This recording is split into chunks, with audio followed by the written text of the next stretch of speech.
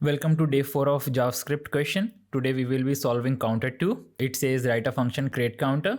It should accept an initial integer in it, and it should return an object with three functions that are increment, which increases the value by 1 and returns it, decrement, it decreases the value by 1 and returns it, and reset, which resets the current value to init and then returns it. For example, we call the function create counter by passing init as 5, then we call increment, we get 6, then we call reset, we get 5, and then we call decrement, we get 4.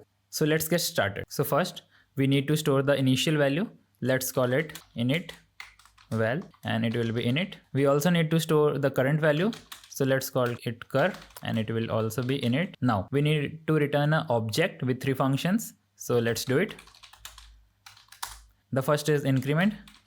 What this does is returns the current value, but before returning we need to increment it like this. Next is decrement.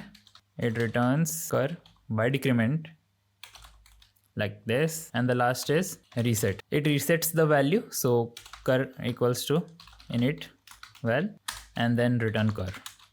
Let's submit the code, and it works. Thanks for watching. Follow for more such content. See ya.